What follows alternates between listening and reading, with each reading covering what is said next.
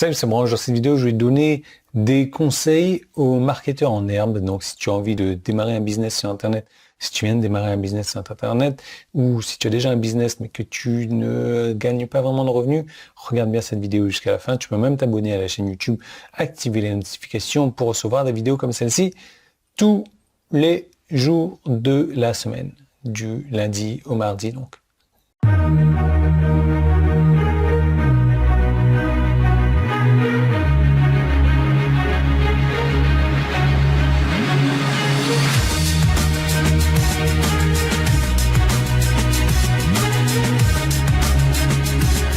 Alors, j'ai David B, un client, qui explique exactement ce qui se passe quand on joue pour gagner au lieu de jouer pour ne pas perdre.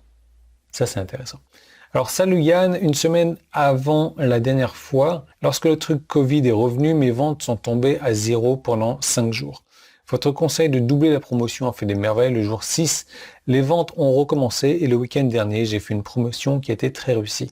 Mes ventes de ce mois-ci ont déjà surpassé celles du mois dernier. Belle victoire, merci Yann. C'est ce qui arrive quand on fait du marketing à la Yann. Enfin bref, pour aller encore plus loin, pour ces concurrents qui n'utilisent pas mes techniques, la baisse de chiffre d'affaires, la baisse de vente est complètement notable. Et il est fort possible qu'il n'ait pas réalisé de vente à proprement parler. Et ça signifie que David gagne des parts de marché alors que eux sont en train de perdre des parts de marché. Et c'est de cette manière-là que tu gagnes en ce moment et c'est vraiment pas en te retenant. Parce que c'est vraiment la meilleure période pour prendre des parts de marché. Et c'est certainement pas en écoutant ces gourous caracolants, voilà, autour des réseaux sociaux. Donc, sur une note plus connexe, il y a de nombreuses années, Chris, un client, me disait également, la seule chose définitivement mauvaise que vous puissiez faire dans un combat n'est rien du tout. Voilà. Donc, je dirais que ça va aussi pour les spécialistes du marketing aujourd'hui parce que regarde autour de toi ce que tous les autres font. Rien. Voilà.